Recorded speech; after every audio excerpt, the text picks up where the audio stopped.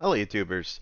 This is another session where we continue to talk about the engineering standards and try to kind of materialize and visualize our concepts and ideas in real life programs that you can actually examples and code patterns that you can actually take and implement in your enterprise level system or any other system really of any level, today. If you read a portion of the standard, there is this pattern that I really want to emphasize on and talk a little bit about today, which is called the cul-de-sac pattern. Cul-de-sac pattern is basically when you don't necessarily have a controller exposed through the API, you're listening to a bunch of events, and based on these events, you're basically taking the data and processing it, maybe storing it or sending emails or, relaying that data somewhere else, where a foundation service can pick up your work and basically process it. Let me just take you to a little bit of design here. Well, first of all, let me explain to you why I call it cul-de-sac pattern, and then I'll give you a little bit of links, and then we can talk a little bit. So what is this cul-de-sac? Cul-de-sac basically is an architectural kind of in the real world in cities, where there's a street that has a dead end, right? So you're not going from anywhere else. You enter from here on this side of the road, and then you come out from the other side, right? So there is no end to it. Let me open up that page in a new tab. There it is. So this is basically what's called a cul-de-sac, right? What is this cul-de-sac pattern? If you go into a service, let's assume you have a queue or anything that generates events, right? So this here is a queue. Someone is, some consumer or client is putting messages on this queue, and you have an ASP.NET application that is listening to that queue, right? We'll talk about that in a second. So let's say you have a broker in here, and this broker is listening, meaning that the direction of data is coming from the queue to the broker, not the other way around, right? And this part is super important because you're not really actively, pulling, right? It's a push notification that's going through your system, and how your ASP.NET application is going to be able to handle something like that. So let's call this, for instance, a student queue broker. That's my queue broker here. And then based on that student queue broker, I want to go and say I want to build a foundation service. It's called student event service. So this guy here becomes student event service. Event is a little bit of a generic name because you could replace that queue broker at any point in time with anything else that is also an event based, like a push notification. It's not really a queue message, but it's a push notification. You'll notice the language, even though the broker languages, are trying to be as generic as possible. So we say storage broker instead of a SQL broker. We say queue broker instead of Azure Service Bus broker. We don't necessarily talk about the specific technology, especially when you're trying to stay true to the contract. The brokers may change into queue broker, event broker, notification broker, but your foundation service is starting this language shift to normalize, what's happening in the outside world into something even more generic like an event, right? A message coming through is called an event. A notification coming through is called an event. Whatever you're pushing through, that's called an event, okay? So this is student event service. So that event is coming in, and then on the other side of this aisle, let's go here. The other side of this aisle, we have a storage, like a database sitting in here, and we want to be able to go and take that message coming in and process that message and persist it in the database. Okay, so that would be the other way. That's the cul-de-sac, right? You're entering and then you're taking around and coming right out. Something needs to connect these two together. If you're familiar with the engineering standard, you of course have heard of what I call an orchestration service. And an orchestration service is something that combines two or three entities, but it can't be more and it can be less, right? It's a rule that I put there to control the complexity of any system. So this would be something like student event orchestration service, right? Because this service main responsibility is to receive events and process these events and persist them into a database, right? Now, the real question here is that why would we need a queue, right? Someone might ask the question, someone might say, in what occasion, like, aren't we really happy with just talking to a server and getting the data from an API and just persisting that data in an API? Why do I need to bother building a queue. So we're going to go from that low level architecture a little bit higher, and then I'm going to go a little bit even higher with the business justification of what does that mean. So assume that you have an API in here, and this API, this is your whole service, right? This is your API, your microservice, and your API is listening to a storage in here, or actually, owns a storage, owns a resource in here. Assume that you have a UI in here, and this UI basically main responsibility is to hit that API service. So let's say this is my portal. Let's call it UI. And it's basically trying to hit your API and push data through that API. That means that if your API is down, the people that are coming to your system and inserting the data, because these are two different servers, right? Assume that you are a server-side Blazor, right? Or whatever your host, even if it's a client-side, it's still going to render the client. But when you click submit, after you enter, let's say 3 pages, assume that this is like you're filling in a form for a hospital or whatever, you're filling a form for. And after you enter 3 pages worth of data, you're trying to push the data to your API, but your API is down. So it's going to go back here and say, sorry, we have a dependency error, a dependency exception, and we won't be able to process your request right now. This is going to make this guy really, really frustrated. This is what makes people really angry using software, right? Because what that means is that this guy becomes unusable, and the API becomes a single point of failure, right? So it hurts the resiliency of your system, right? Because the API is down, then the UI is down, then people are angry, right? That means for engineers that develop systems that are 24/7 around the world, right? Let's say you have a system that is, people are using it from all over the world. Obviously, you're a human being, you need sleep, so you're going to go to sleep at some point in time. And if your API is down for whatever reason, right, you will get alerts, you will get waken up if you're setting the right monitoring, and logging systems in place. You're going to get alerted, especially if your business or your API is starting to make some money, right? Every single minute is costing you a lot of money. So you need to make sure that the availability of your system is high. So let's go back in here. So what is the solution to this? Like, my API is down, someone pushed bad code for whatever reason, right? Or someone deleted the instance, right? I would have a lot of questions as of to why, but let's just say this happened, right? Or maybe sometimes like you're hosting in AWS or Azure or Google Cloud, whatever you're hosting it, and there's some recycling going on and some massive outage happened into app services or whatever is hosting EC2 containers or whatever they call them in Amazon. So what's the solution to this? You want to add resiliency to your system. So instead of doing that, you could go and say, okay, let me separate these two from each other, and let me enforce an eventual consistency pattern. What that basically means is that when I push a message, when I push a request, my UI doesn't talk to my API anymore. My API is subscribed to a queue, and when the message lands on the queue, the request lands on the queue, whether the API is available or not, the message is going to stay there and wait there until the API is available so it can process that request. This way, this guy will be happy because from its side, I already submitted to the resource that I talked to, and the resource said, okay, I'm good, right? Your client will be happy because you're basically submitted the request and you're basically telling them, thank you for your submission. We will reach out to you. We are currently processing your submission. We will reach out to you, when the submission is available. So you see how this changes your architecture massively, right? Changes. Let me write Q here so just people understand. This changes your entire overview of the architecture because now your client, it doesn't matter whether your API or APIs, assume that you have 5 or 6 of them and all of them are dependent on each other. Like imagine this situation here.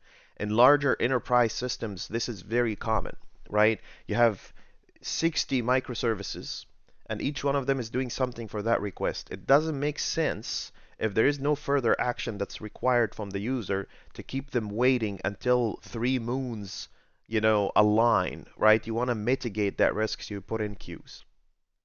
Okay, queues also help with service-to-service interaction. It's not just the UI talking to a queue and talking to an API. Sometimes you have 2 different services. Let's copy this service here.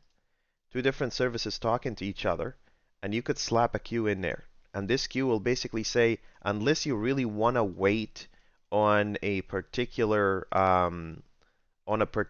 event or a particular request to be processed, let's follow the eventual consistency pattern, meaning that eventually that request will be picked up and processed. And if anything happens, you send a notification back to the requester and say, hey, we tried to process your request and it really didn't work out. All right, so let's go back to this guy. So this is why queues are important. The increase the resiliency of your architecture to the point where your architecture architecture is much more available and reliant, and it doesn't really create a dissatisfaction with the people that are using your system. So let's go back to the cul-de-sac pattern. Okay, so how do we do that? Like, how do I go implement that power into my system? I want that power into my system. I want my API, let's say I'm building an ASP.NET API, and I want to be able to listen to events and process these events and pick it up and basically persist. I'm going to start from scratch. A lot of people say, oh, this is long video material. I have to walk you through the entire process. Okay, so you're going to have to be patient with me here. Some of the things that you'll see here is a little bit redundant. Some of it is not. We'll see which one is which. So, okay, let's go back here. Let's start first by building our API application. So here's a new project. And then I want an ASP.NET Core API. I'm going to call this CulDeSac API. I'm going to create this. So the trick that I'm doing here these days until we figure out the whole situation with the program CS and the new pattern, I'm not a big fan of, just to make this clear, I am not a big fan of no namespaces or file namespaces. Not a big fan of this one program CS that has no namespaces and all that. Not quite sure, where things at. A lot of people reach out to me and say, well, our acceptance tests are failing. I can't run my Blazor projects. There's a lot of things. I'm still researching that part, so you're going to have to wait a little bit until we figure out what we're going to do with this. And we can just as a community say, oh, we don't like this feature, we don't want it. It doesn't make sense to us. So this is how I build my projects these days. I just go and build a .NET 5 project, and then I flip it over to .NET 6, just to get the power of .NET 6, but I want the template that comes with .NET 5 because it makes more sense to us to kind of develop this way. It's much cleaner. Maybe that's because we're used to it. I don't know what the deal is, but we're gonna have to kind of figure this out together. And then let me do a little bit of cleanup. So I'm just gonna throw away that weather, forecast controller. I don't need none of that stuff. This comes out of the box. We don't need any of it. And I think, let's see here. Is there any registration for that weather forecast stuff? No, there isn't. So let me rebuild my solution here. Okay, I'm gonna do this real quick. My main focus here is on the queue broker, number one, and on the student event service and the student event orchestration service. So we're gonna build a really quick API that does exactly what we want. Okay, so we want just a storage implementation real quick. I'm gonna do this really fast, but if you really want to know more about this, just please go back to the standard, go back to the videos that we've made and all that. So I'm just gonna go ahead in here and create a brokers area. And in the brokers area, I'm just going to go here and say, okay, under brokers, I'm going to say storages. And under storages, I'm going to go and say, here is my iStorage broker. So it's a very simple iStorage broker. iStorage broker.cs. There you go. And then I want a storage broker. So this is the guy that's actually going to put the data in my database. Should take less than like 5 or 10 minutes to kind of get the whole end-to-end API going. So storage broker.cs, and then I'm gonna go here and say, well, I want the exceptions library, which is a pretty good library that that a lot of people has helped me out, put together. There's the exceptions library, and what this library does is that it helps you. I didn't even know it got like 13,000 downloads. That's pretty cool. What it does is that it helps turn the errors that are coming from the database into meaningful exceptions that you can handle, like SQL exceptions and locked exceptions and all these different kinds of exceptions that we get. And let me also install a couple of other things like the SQL Entity Framework SQL Server. I need that guy. And I also want, I think, design and tools. That's the one that helps me kind of write command lines to create migrations and stuff. There we go. Okay, this is the design, and then I want the tools.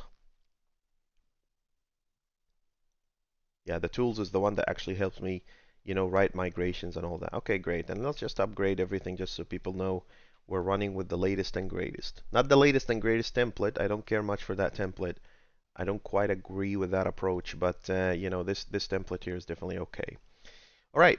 So what else do we need? I want an I configuration. I want to feed that configuration from the startup CS. So I'm just going to go here and say private read only I configuration. I'm going to go here and create this configuration, right? I see a lot of people doing this. Reach out to me, into knowing why this underscore for your private class members is not a best practice. You'll see it a lot in a lot of code, but it's not really a best practice. So I'll go down here and say, okay, this dot configuration equal configuration, great, and then this dot, I want to inherit the exception context or DB context. Let's do control period, exception context. There you go. And then I'm gonna go here and say this database dot migrate. There you go. So this will kick off automatic migrations. Back in the olden days with the .NET framework, we used to just basically flip a switch, but that was really focused on SQL. Now with the Entity Framework Core, you can do whatever you want. What else do I want to do? I want to take that configuration on configure like this, and I want to go and say I want to set up my database. Okay, so where's my SQL or connection string? Like this, or string. That's your connection string, and then this dot configuration dot get connection string, and it would be default connection. You can make it whatever you want, the one that comes outside of the box. And I'll tell you right now, a lot of people go around saying, where do I get that connection string from? There's a little trick that I do that actually helps everybody kind of get the connection string they want. Now, in the options builder, I want to say use SQL Server like this, and this SQL Server wants, one tiny thing, which is the connection string. So I'm just going to pass the connection string to it. Done. So this way, we basically built a database integration. Okay. Where is the connection string at? I'm going to throw this guy away, this app settings.development, and I'm going to go create a new one. So I'm going to go here. I'm going really fast, so I'm sorry if you can't catch up with that. You can slow down the video, or you can reach out to me to ask questions. But, we haven't yet touched where I want us to be, but we will. So app settings files, and then .development.json, right? So you see, if you generate an app settings, it'll actually create excuse me, a connection string for you. All you gotta do is just change the one that says change me. So I'm gonna call it CulDeSac DB. I'm not super strict about the naming conventions for your database yet, so feel free to call it whatever you want as long as it makes sense. Okay, don't call it XYZ database, that's weird. Okay, so this is the initialization. I'm gonna go here and just for people that wanna follow this step by step, I'm just gonna go here and say, brokers initialize. Actually, there's a couple of things we need to do here. I need to go into services dot add add transient, right? DB context. You want to add that guy there, and I think there's actually add DB context, right? Yeah, there it is. And then this guy takes in an I storage broker, so that's your DB context right there. And then the other thing you want to add here is services.add transient I storage broker, and that's your storage broker. So this way I built the integration for both. Let's see why this guy's mad. Let's see. A reference. Oh, the I storage broker didn't implement.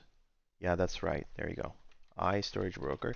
So this guy didn't implement that guy, so that should make that guy happy. And then why is this guy mad? It says same service collection, so multiple calls. Let's see, add DB context. I think that should do the trick, maybe. Let's see.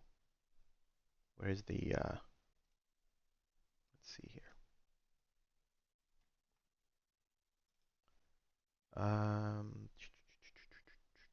Yeah, add DB context, and then it wants the concrete class out of it. So storage broker. There you go. Okay, so this guy works. Now what? Now what are we gonna do? I have the storage broker, I have all of this. So I'm just gonna go here and make a commit. So broker initialize storage broker. We don't know if that one works yet, but we're gonna make it work real quick. Now let's just go add a model, right? So I'm gonna go here and say I need models. Models. And under models, we are adding a student. Nothing complex, just stay focused with me on the things that matter the most. So I'm just gonna go here and add a student model. And this student model is going to have just a simple ID. So here's a GUID. And that's my ID here. And also here is a, I don't know, name, just name. Just a couple of things because, the complexity of the model itself is not the purpose of this, okay? Now, what are we going to do? We need to add just one capability in a storage broker, which is something that I call the just adding a student. So I'm just going to go ahead and say iStorageBroker.students. students.cs. This is your partial interface that will help you add students. So I want a value task student like this. Let's pull all that good stuff in. And then I'm going to go here and say insert student async. And this guy takes in a student as an input parameter. Wonderful, right? There's no problem there. That's the interface. That means this guy needs to also be partial. I don't remember writing partial. I may be dead, but that's pretty cool. It kind of figured it out on its own. I don't know. Okay, the same thing I'm going to do here. I'm going to go and say storage broker.students.cs. So that's the implementation of this guy. Yeah, I think I had to type it maybe, I think. And then in here it's different. I'm going to be doing a DB set, which is going to be my database table. And here's my student. Like this. And this is students like that. Okay. So that's how I'm going to communicate with the Entity framework. And then I need to implement, of course, the interface. So public async value task. Oops, value task. Student. Here you go. And then I want to insert student async.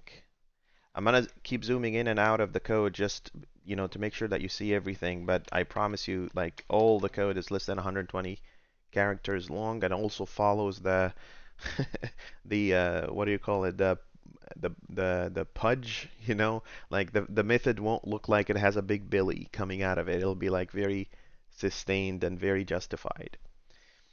Okay, so let's create a broker in here within scoped broker. So using var broker new storage broker like this, and this guy takes in the configuration. And what I want to do is I have entity entry of a student,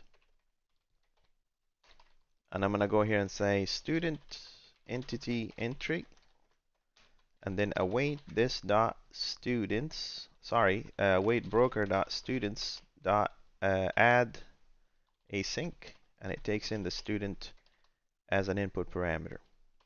If you're seeing this for the first time, you probably have 50,000 questions. I'll make sure I give you a link to the standard here. Now we want to save that stuff, right? So broker, I think it's await broker dot save changes async. I like how it's reading my mind here. Yeah? No? It was a second ago. And then I'm gonna go here and say student entity entry dot entity. So that guy is gonna return. So that's a storage broker. That's this part. That's this little guy here. This guy and this guy here, basically. Okay? We're going to build all of these together today. So kind of go get your coffee, go get your tea, and watch this because this is going to take a while. All right, now let's generate migrations, right? So I'm going to go here and say add migrations and then add student model. This guy's going to generate the stuff, the code that makes, oh, we have a build failure. Let's fix the build failure first, and then we can negotiate the migrations. Let's see what's failing. Oh, is it because I forgot to make this guy partial? Yeah. You do this stuff long enough, your brain starts doing the compiling for you. I don't know if we're programming these computers or these computers are programming us. Never know, right? Okay, so this is your this is our migration done, and it generated this nice and cute file for us. Let's submit this in. So this is brokers, insert student. I'll do it with you step by step, and we'll go through this journey together. Okay. Now we need some services, right? We need a service that inserts a student into the database, right? I'm going to create a tiny unit test project here because I'm going to show you the whole idea. This is not just the things that work. What did we call our project? Cul-De-Sac API.tests.unit, right? I can create that one in .NET 6 because it doesn't have any of the weird templating that's going on. So this is my unit test here. I'm going to create the same structure. So I'm going to create a folder in here. I'm going to call it services, and under services I'm going to call it students. And we're going to go create a service together, like a simple foundation service together. So that's students right there. And let's move this guy inside, this simple file inside. Let me hide the camera here so you can see, because we're, our project's starting to get a little bit bigger and bigger. And I'm just going to write a simple, like, let's say, let's fix the unit test first. So this services dot students. So that's the services, and then this is student service tests, right? And this guy is going to be partial because we're going to do other things together on this guy. Here you go. Okay, I'm just going to wait here for a second and first create the services folder. Oops, what did I click? Don't want this guy. Let's add folder services. Under services, same structure, students. And under students, I want to build an interface. There we go. There's a buddy of mine that has like a, I saw him doing something really cool with building, like creating files without having to open up this entire dialog. I don't know, maybe we can make a suggestion for the Visual Studio team. So I don't want the templates and all that. I just want to create a file on the fly. So here's a function that I want to create, something that's called add student async, right? I'm not going to do all the validation, exception handling, and all that. There's enough content out there to show you how to do this. Maybe someone's going to, do it for the open source project I'm building, but I'm just going to do the happy path, right? And it's just like a religion to me. I want to make sure that you're comfortable with doing unit testing and making sure that you actually commit to that. So this is student service tests, like this. And then we also want a concrete student service in here, and I'm just going to go here and create our dependency. So I have one dependency here, which is iStorage broker. In the ideal world, you need to add the logging broker so you can catch the exceptions and all that, but that's outside of the purpose of this test of this video. What do I take as dependency? The storage broker, which I already registered. And because I only have one dependency, I'm just going to go here and say this dot storage broker equals storage broker. You can also do some nice trick. If you do control period in here, oops, it can actually generate a constructor for you. This is the magic of Visual Studio. You can go and say, wait, is it not going to let me? Let's see. Yeah, generate constructor right there. Right, I got a little concerned there for a second. It didn't seem like it was doing the right thing. Okay. I want to implement an interface, so this is iStudent service, and of course if you do control period it will create that guy for you. Okay, so this guy is just throwing an exception. It's not really doing anything. It's just going and saying I don't have anything implemented in here, and that's okay. We're gonna work with that in a second. Okay, let's go write a test for this guy. What do I need? I need a mock, so private read only mock iStorage broker. We need to mock that storage broker. Here's Visual Studio comes in and tells me to pull the libraries. So this is storage broker mock. I like that. And then here's this guy, and then I also want private I read only I student service because we're testing the student service in here. and this is the student service. Great. So this dot storage broker mock equals mock storage broker. Okay, so I'm mocking and creating my dependencies. This is all good and dandy. And then I can go here and say this dot student service equal new student service that takes in as a parameter a storage broker, which I can pull from the storage broker mock.object. So this is me setting up my dependency injection in this service. Cool. What else do I need? I want to be able to create a random student, right? So private static student filler of a student. Let's see if it can find that library. That would be cool. Can it find the filler? Ah, that's a bummer. It's not popular enough, but hopefully it will be at some point in time. So let's go here and say, what was it? Filler? Yeah, Dynamics Object Filler, one of my favorite libraries. And also we want a fluent assertions, right? So we want fluent. We're gonna use fluent assertions a lot. You know, if you're doing like fluent validations and all that, yeah, fluent assertions is your friend. There you go.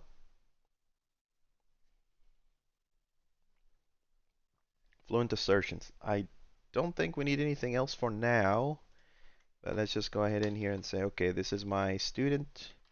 Create student filler. And because the student filler itself is not really, we don't really have date time or anything like that, so it should be just fine.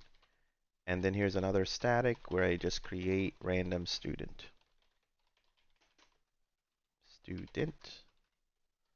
Like this, and this guy's gonna go and say create student filler dot create. We separate the filler from the original method because sometimes you want to create many random students, so you still need the filler, but you're gonna pass a count to it on create, and sometimes you just want one, so that's why we do that separation. This guy's probably suggesting me simplifying it into this. I just don't know, like it's basically wanting to make this look like that. Looks super functional. Don't like it. It's not clear. So that's out. So this guy now is partial. So let's just go here and create another one. Paste. And this guy is just going to take care of the logic aspect of it. So this is going to be logic.add. Okay, so this is this guy. Okay, we want to write a quick test for this one. I'm just going to go here and say fact, like this. Public async task, right, should add student. Async. Given, when, then, and then I want to create a random student. Oh, we're going to need the deep cloner. Okay.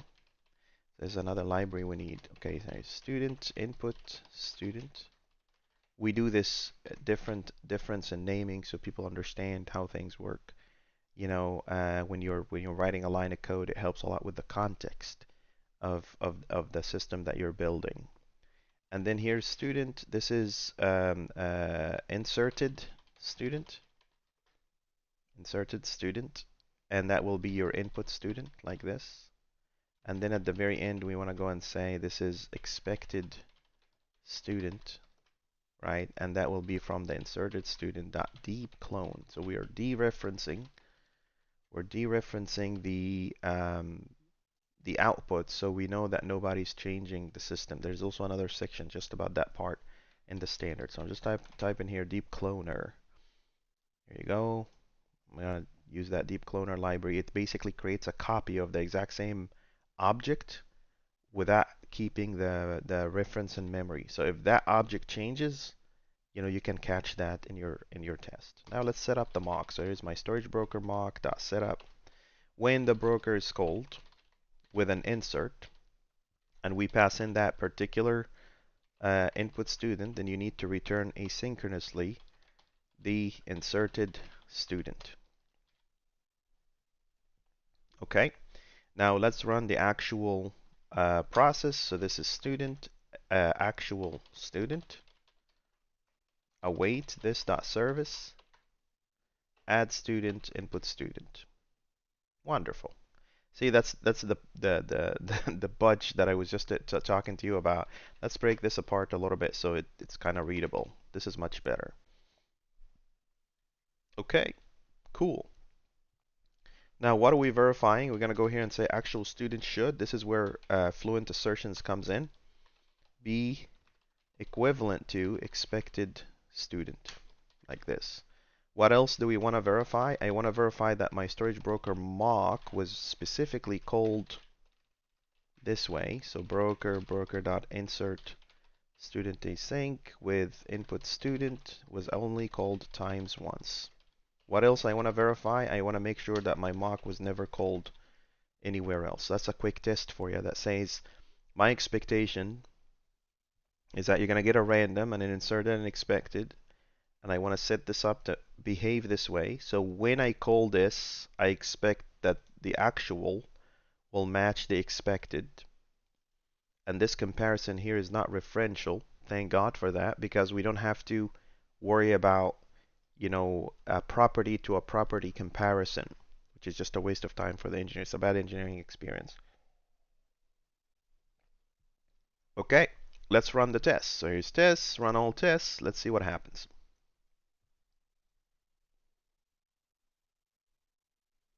Here we go. Test Explorer. Set that guy up. And we have a failure, which is a good thing, right? Because when you have a failure, that basically means what? That means that you are actually, the tests are driving. It's test-driven development. Control KE, take away the garbage from the top, you know, unused usings, and I'm going to go here and say fail. So this is a test that is failing. Now let's make that test pass. It's really simple. I'm just going to go here and say await this dot storage broker dot insert student done. Does this make that test pass? Yes, it does. Better.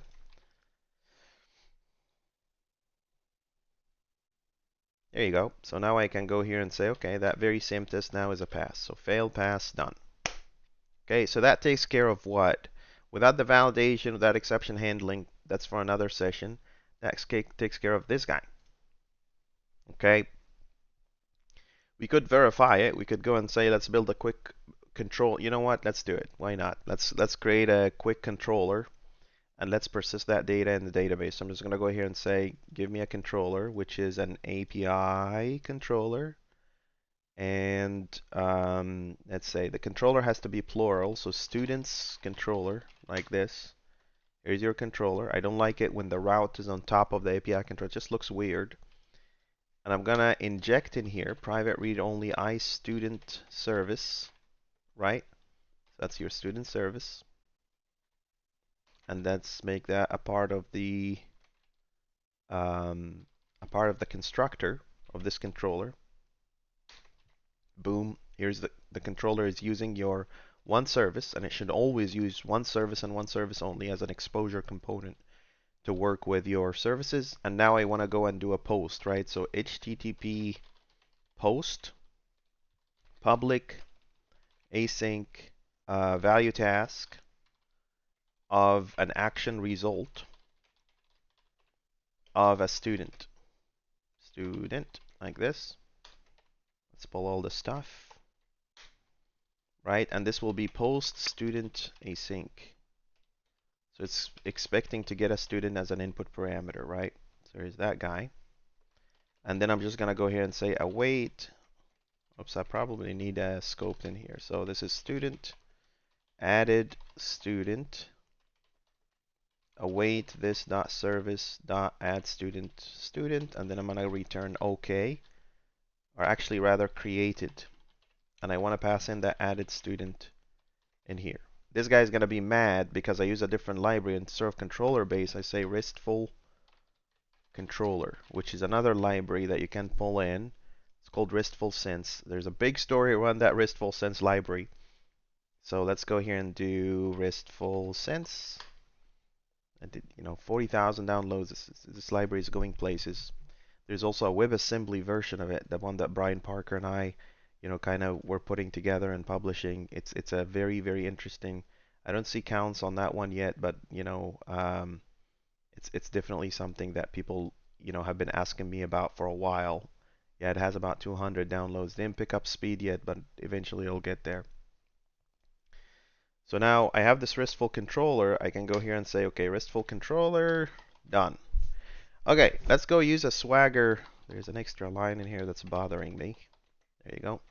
Let's test if we actually can persist a student in a database. You got to make sure that your stuff is working. Actually, see, that's the beauty about testing things end to end when you're working. You know, I just remembered something. We never registered the student service, right? It never fails when you try to test things end to end and then you discover, oh no, I forgot this thing or that thing. I student service. And then this is my student service right here. Right? Now let's try this again. Ideally, you know, we should get like a Swagger document, and the Swagger document will show us the students, and I'll even give you an example. So I'm going to click try it out. I'm going to call it Josh McCall. And then I can basically click execute.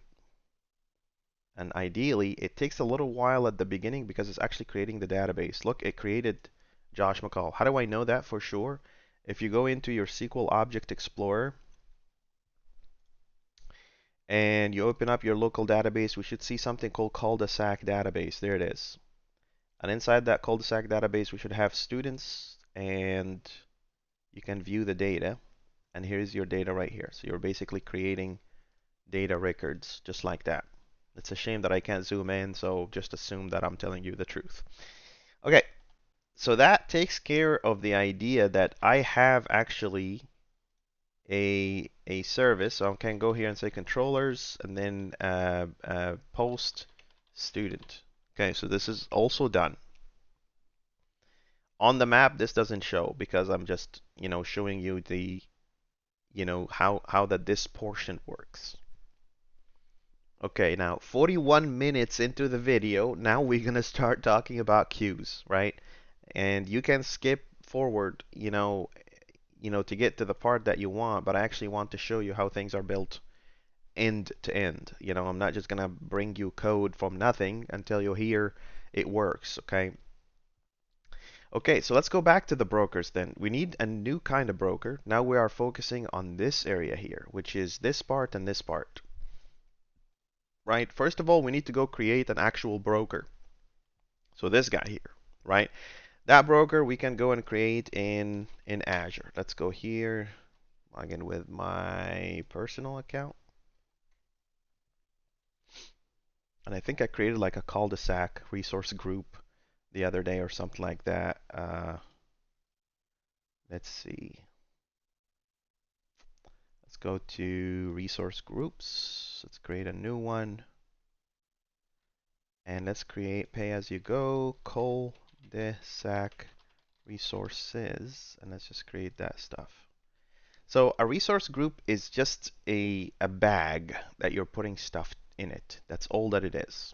There's no magic in it. It's not really doing anything, right? Now let's go ahead and create an Azure service bus. Come on, there it is. And just a warning for you, if you are using like an expired or, just one of those, this DreamSpark is a very old program. I ran into this the first time and it was really frustrating. If you do that, if whatever name you select in here, it'll tell you it's not available. And it's just a really just bad experience, to be honest with you, It says namespace already exists. That's not true. The namespace doesn't already exist. What's really happening is that your subscription is whack, and nobody wants to use it. I'll show you an example. I'm gonna go here and type in Hassan is crazy. See, this guy says it's available, right? But if I go into DreamSpark here and I try with, I don't know, existing resource group, probably now, is it gonna work now? That would be hilarious. Let's just do XYZ resource group like this. And then look at this. Look at this. If I do this, see, the UI even like is not refreshing, and that's the. So a friend of mine ran into this problem recently. So I hope that if you're running into this problem, you understand that it's not the name, it's the subscription that you're working with. Just a failure. It's not a good thing that's happening. Okay. Let's do this. Cul-De-Sac bus, right? That's the cul-de-sac bus that I'm building.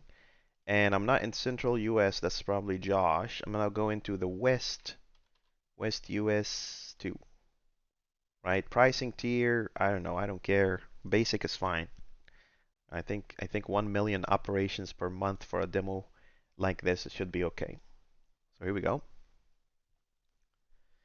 So now I'm creating the service bus, right? And the service bus has a bunch of queues in it. You can create a whole bunch of queues within the service bus itself. The one thing that I care about in that service bus is just to be able to kind of push messages to that queue, right? Of course, you can automate this process. Like I said before, if you remember how we went back here, I said you could have any client integrated that's pushing messages into that queue here, right? It doesn't matter. You can do it by hand just for testing purposes, or you can just push it manually into the system. So let's just go back here real quick. It's building the cul-de-sac service bus. Okay, while it's doing that, let's do the other part, right? What am I looking for here? I want to be able to build a queue, right? So let's do that. So brokers and then queues like this, right? And under queues, let's go and create a simple interface. And the interface for a queue, normally when you're building a queue for an interface, that just like any other interface, it's not really giving you much as the interface itself, but the partial class is where you actually want to put in your money, right? So this is IQ broker, right? That guy doesn't have anything in it, but it needs to be partial, right? Because we're going to create things under it, right? And then I can create the actual queue in here. So here's a queue. So here is queue broker.cs, and I can make this guy public partial class like this. Okay. Now, what do we need in that queue broker? We need a bunch of things actually, right? And this one, I want you to pay attention to this because I never actually talked about this in my channel. So it's very similar to the storage broker, except like you're gonna get a configuration in here. Like overall, it's setting up its own configuration and all that, which is great. So this is my configuration. And I'm gonna go here and say, okay, I actually have a constructor, CTOR, and this constructor is gonna take in the configuration from the startup CS and do some stuff with it. So this dot configuration equal configuration, and then something else is going to happen in here. I'm going to talk to you about this in a second. There's other things that we want to care about, right? There's something called message handler options, and that basically dictates how many maximum concurrent calls you can run at the same time, right? And whether there's also an option called autocomplete to complete the message processing automatically on successful execution of the operation, right? It's by default false, don't care about it, but let's just build these methods real quick. So this is message handler options. This is like the configuration. I think it's options. And then I think we also need a library here called Azure Service Bus. So let me install that guy real quick. See, I have only done this once a long time ago, maybe a year, 2 years ago, when we were talking about eventual events, something like that. But that was pretty much it. So let's go ahead and say get message handler options. And that's not for the public. This is something you're going to be using internally. It's something that you're setting up internally in your queue broker. So here you go, new, and then message handler options. Handler options, okay? And then there will be something that we're going to put in here in a second. We'll come back to that part. And then in here, I don't know, autocomplete, you're setting autocomplete. It's already, false by default. And then there's max concurrent calls. And I'm going to keep it to 1. You can actually run, like you can have your service run multiple messages at the same time. If you want to do it this way, that's your option. If you don't, that's okay too. Okay. I will also create another method in here, private task, and then this is exception received handler. Okay. And what this guy does is that when it fails to integrate with the queue, it'll do something with it, right? So this is exception received event args, and then exception received event args. I don't think we're over 120 characters yet length, so we should be okay relatively. Okay, and then in this guy, I'm gonna go here and say, okay, this is my exception received context like this, and then exception received event args dot exception received context. This is when we're integrating with the queue and something happens. Ideally, you need to do something in here. Do something here, right? What this thing is, that's a story for another day. Okay, so let's go here and say task.complete task. This is me just saying, okay, the exception happened, move on. But I'll tell you what we're gonna do with this maybe in the second part of this video.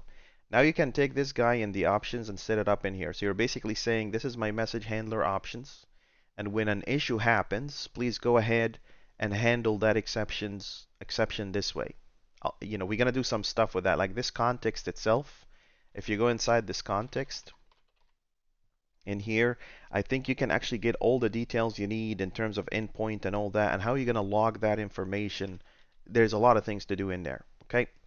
Okay, these two things are okay, but the one I really wanted you to take a look at is the Q client. So there's something called private IQ client. This is like in the storage broker, this is the equivalent of us going and saying on configuring, set up the connection string. It's exactly the same thing. So let me go here and say, okay, this is my Q client, and then this get Q client, and this here is the queue name. You're going to be integrating with multiple queues, right? So one service bus could have many queues, right? Like I'm going to show you in a second. You're just integrating with the service bus connection, and then you're working with whatever queue you want. So you're pulling a queue client for every queue that targets that particular queue within the service bus. Okay, so now let's go here and say just the same thing. You can go here and say queue connection. I can just call it connection string like that. And then I can go here and say configuration dot get connection string. And this time it's not default connection. I'm just going to say service bus connection. Okay, and then I'm going to return new queue client. This queue client is the one that does all the magic. This is how you're pushing everything through. So this is queue connection string, connection string, and then the queue name. The exact same equivalent of you going and saying create a SQL server or use a SQL server on the options builder. Very similar pattern that I'm doing in here, where I'm going and saying this is my queue client, and this is the service bus connection. Now where the heck is this service bus connection at? Right, that's the question, right? I want to know where to get that information from. So that's the guy that we were just creating right now. So this is my service bus connection, like this. And did it create an XYZ group? Okay, sounds fine. And now we just need to create queues, right? Because this service bus here doesn't have any queues in it, right? So let's go into queues and create one queue in here. And I'm going to call this students, plural, queue, all lowercase. What is this information here? 1 gigabyte, 5 gigabyte. This is how many messages it can handle. If you're in a high capacity system and you expect a lot of data to be coming through, go wide, go big, scale out. Max delivery count, what does that mean? The max delivery count basically here means that how many times the queue is going to try to send that message to your service, and it fails before it says, okay, I'm going to drop this in a dead letter queue. We're going to keep this to 1. 1 is okay. Keep the message for 14 days and a bunch of other details that we can talk about in a different session. Let's create the queue in here. So this is my students queue. Okay. Now where do I get my my connection string? If you go to share access policies and you click on root manager, you have this primary key, secondary key, and then it will generate something for us in here. There you go. This is primary connection string. I'm going to copy that guy. I'm going to go right here into my app under my development, and instead of connection string, what did we call the other one? We called it service bus. Service bus connection, I think. And I can throw that connection string in here. So there's one connection string talking to a local database, and this guy is listening to a queue. All right, and I think that's just to double check here. This is really what we called it. So let me minimize this guy. What did we call it? Service bus connection right there. Exact same thing. So that's how we're listening to this little resource that we created here. How do we target a particular queue? That's the good question. This is where that client comes in to tell you that this is what we need to do, right? So let's go back to queue broker. I'm gonna create a partial class in here. Well, let's create the interface first.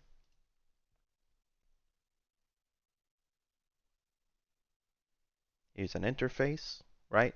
And this interface is basically gonna expose, I can go here and say iQBroker.students.cs. Okay, so now I'm listening to, this is partial, like this, and now I want to listen to events that are coming from the queue. So you're not having like some function calling, listening and calling the API endpoint. No, you're actually, your ASP.NET app service is actually listening to the queue. So I'm going to go here and say listen to students, right, queue, and that guy takes in a func. And this is where all the magic comes in. This is where all the great stuff comes in. You're getting a message from the queue. This message is a byte array. We're going to talk about deserializing it in a second. Here's a message, but I'm also getting a cancellation token. Message. Oop. Cancellation token. Cancellation token. I think that's on the system threading. Yep. And then task. Okay, and what is this function? It's just an event handler. Like this. So now I'm listening to that queue. This is the function that I need to implement. Let's go down here on the queue and create another class.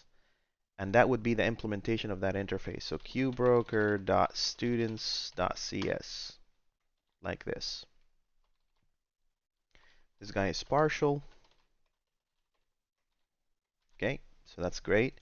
And now I want my queue name. And every queue, remember how we wanted to know what our queue name is, right? So I'm going to go here and say, okay, every queue has its own client. So I'm going to go here and say public iQueue client, like this guy.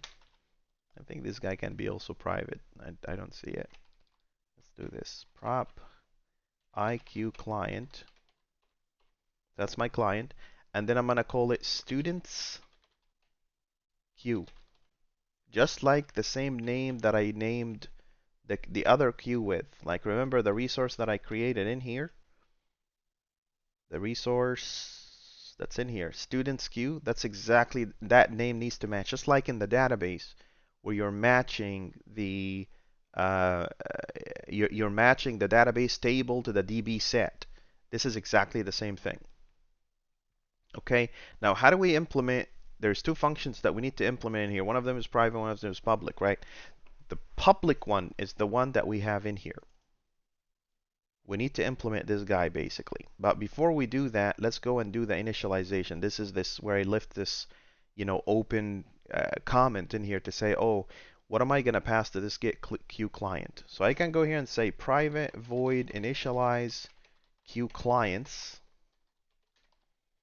like this, and I can go now and say, okay, this is students queue client, get queue client, name of, right, and then this dot students queue. So because it's reading the exact same queue, sorry, it's reading from a queue with the exact same name.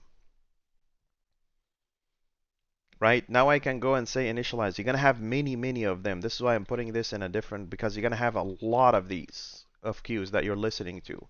Especially if you're building a monolithic service or a service that's listening to more than one queue. Happens all the time, no problem there.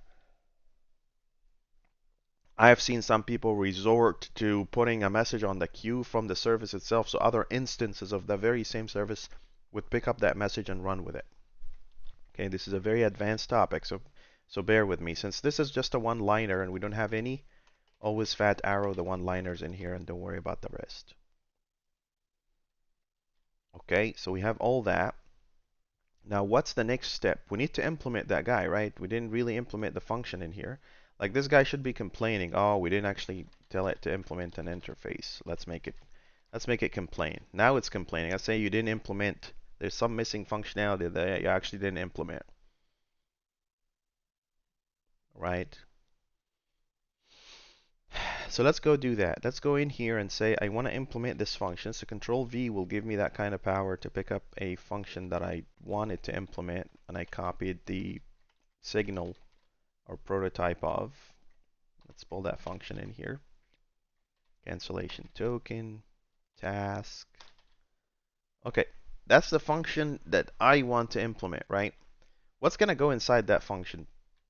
Well, that function takes in an event handler, right? So we need to kind of create a something like a complete, a message complete, something that says the message has been processed successfully. When you receive a message, you need to go back to the queue and tell it, hey queue, I got it, completed, no worries. So we're locking, just so you understand, and this is a very interesting topic. You want your service, so this is your queue here, and there could be many other listeners to that queue. When your service is picking a message from the queue, it's sending back a signal. So the queue is saying, hey, I have a message. And this guy is sending a message back saying, lock this message. This message doesn't need to be consumed by anybody else because I already got it. Right? So any other service sitting in here that's trying to consume this message, it'll say, nope, sorry, this message is locked. Someone else is reading this message. You can't actually read this message right now. We need our service to say that. So there are three stages here. I want you to pay attention to this one because this one is really interesting. When you are when you're integrating with a queue, there are three stages that your message on the queue is gonna be in. Sorry, actually four stages. There's the available stage, right? So the message landed on the queue and now it's available to be picked up. Okay. Once that message gets picked up, right, the message itself should be in locked state, so nobody else can read the same message and process the same request, because that'll cause errors down the road, especially if you have multiple instances of the same API, right? Once the message is picked up, right, and it's being processed, it's in locked state. And then after locked, it goes into the result state, or I call it completed state. And completed state is either we failed, we couldn't process this message, so drop it in the dead letter queue or retry, or it succeeded, so we're done here, the message disappears from that queue. Let's go back here to the architecture just to show you, and this is really kind of really important for you to understand. These are the three stages, right? It goes from available to locked, meaning that someone picked it up, and from locked it goes into either an erroneous state or it goes into success state. This is really important when it comes to queues, because if you don't do that, you could cause errors, a lot of errors down the road. And this case doesn't apply to event bus. This is service bus. Event bus actually is built intentionally, where you're receiving the event and you're saying anybody else could also receive that event. You can put configurations and measures in place that says only one consumer, one client can hear that event. And this is where I tell people, why don't you just use a queue message. So after locked, you go into either successful or failure, which is what I call the completed state. Failure, like that. Both of these live into the completed state. Like both of these live in one state here. Like this, and that state is called completed. Okay? Now, after the message goes into a success state, we're done. But when it goes into failure, if you have a retry logic, it will set the message state back into available. Right? Or, it will go and retry with the same exact. Actually, no, that's not right. It goes from failure back into locked for the same client. It won't try it with a different instance. Right? It will go into this other stage where it goes and says, oh, my message is in progress. It's being processed. I will try again with the exact same client. That depends on the retry logic in here. Where do you set up that count? The retry logic. Where do you set up that count? That's the max delivery count that we talked about. If you go back into Azure, And if you go into the properties of your, not the properties, if you go into uh, every queue has its own rules, and you can actually change these rules back and forth. So it's not set in stone. Be like, oh my God, I need to kind of go back and change this. Nope, you can actually change this. So you see that max delivery count in here, that guy right here. You can go here and say, I want to change that into, I want to retry 2,000 times before I declare something done, and we can't really process it. It depends on your business. What are you doing? You know, what's your business and what does it need? If you understand that theory around queues, then let's go write that code, right? Let's go here and say, okay, how am I gonna write that code, right? So there's something, before I do this, there's something here called private, a func message, and this message is a foreign external model. It's gonna get localized, and that's where all the magic happens. It's cancellation token, and then there's also a task. And then I'm gonna go here and say complete student student's queue message async. What does this guy takes? It takes that function again. So it takes a function, returns a function with extra details in it to kind of complete the message in case of success. So here's a message, and then there's another cancellation token, and here's a task, and we're just wrapping that task in another function here. So I'm going to go here and say async. Here's your anonymous function. And you can, by the way, you can actually just write that on the fly if you want to, but that's also up to you. So asynchronous like this, and then I'm going to go here and write. This is called an anonymous function, like a delegate. You're creating it on the fly, and it applies the same, but you're adding more stuff into it. So I'm going to go here and say this is my handler. Sorry, I forgot that guy. Handler.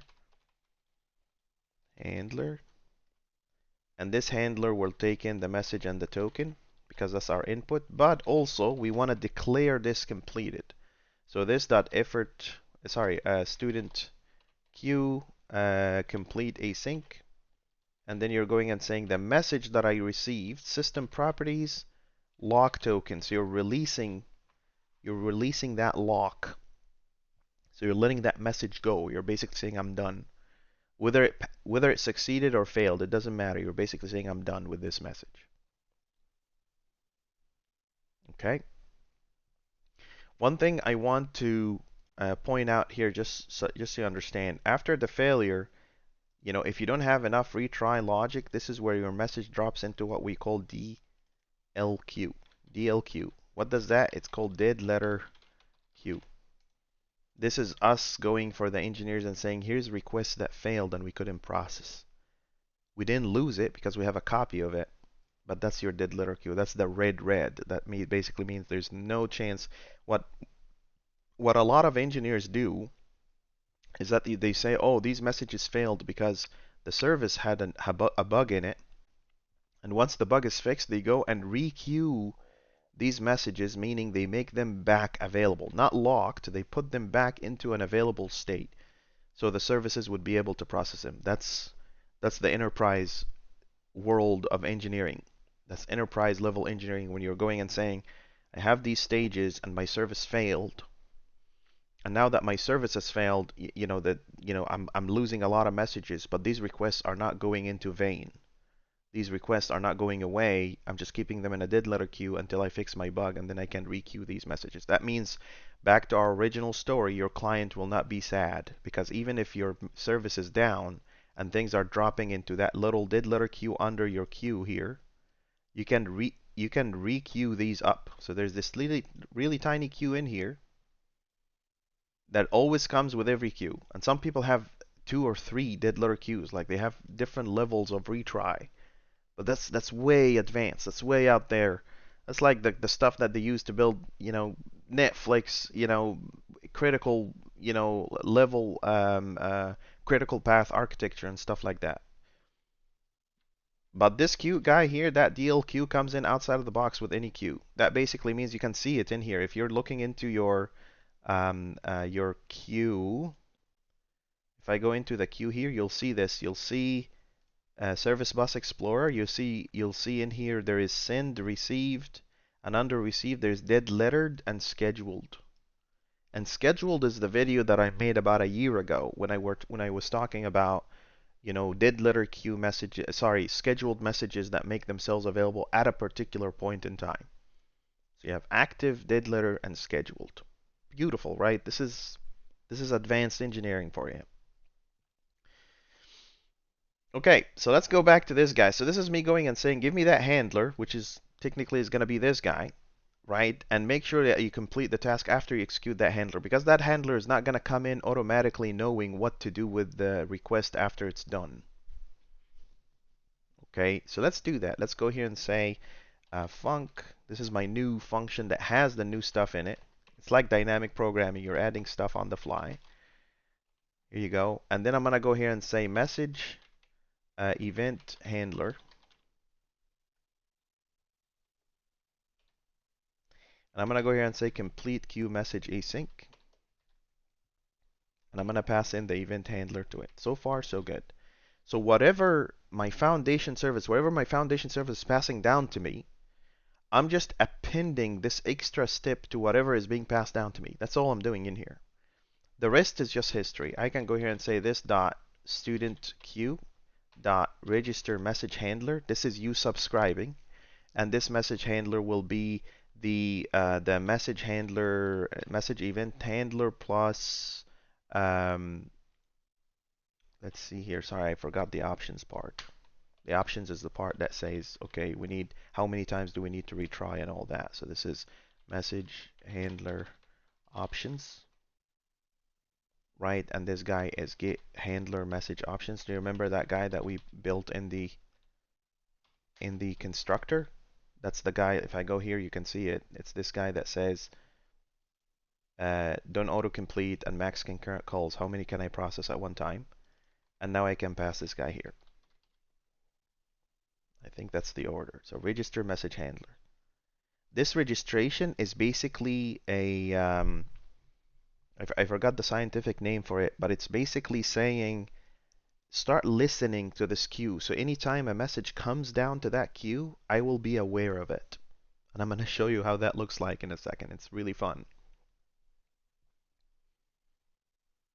All right, now all we got to do is just register our, so we have a function in here that's exposed. We need to make this function public so people can use it, right? And then I need to go register this in the startup CS.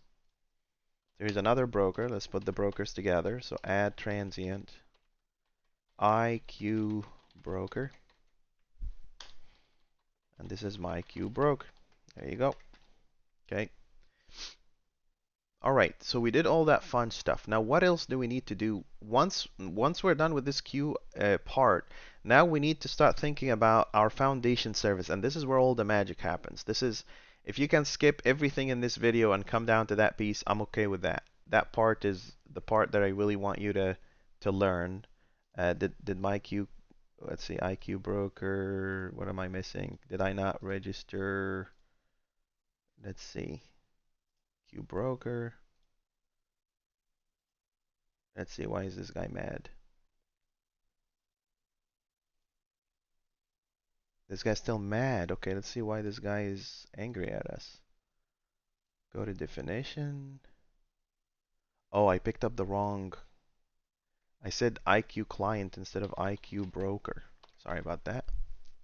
Yeah, now everything should be happy. Happy, happy.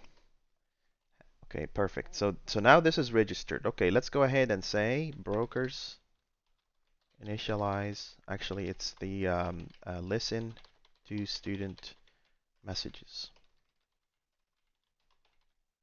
All right, here's another one. So that means in our little map here today, where's our map? Is it here? There it is. In our map here today, we finished these two parts as well. We're making progress, right? It's a queue. This is a database. Okay, now let's get to this one. This is where things get fun and interesting.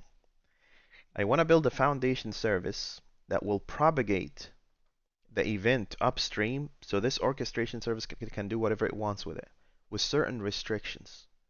The restriction here is to say, pass me whatever function you want to execute, and I'm going to pass this function down as a parameter on registration time to listen to whatever events are happening. This is where things get really, really, really interesting. So let's go here. How are we doing on the time? Are we 2 hours yet? Or about an hour and 14 minutes? That's not too bad, okay? Considering everything, I think we should be just fine here. So let's go back here into the cul-de-sac and let's create a foundation service. So under services, I'm going to create another foundation service called student events. This is where things get serious, right? Because now I want to be able to go and say, I want to listen to events. I want to listen to events. I want to make sure that when I am working with things, I want to make sure that I am listening to the right events and all the details in between, right? All right, let's create an I student event service. And this is an interface. Partial. I don't think it matters for this one. No, it doesn't matter for this one. So here's void listen to student event. So now we're not listening to messages anymore. We're listening to actual event. Now check this out. I want to pass in here a func that is actually a student event, and that's a new model that we're just going to create. And whatever function that will be passed to me as a parameter, it needs to also return some value task. Sometimes you might say, let's say this is student event handler.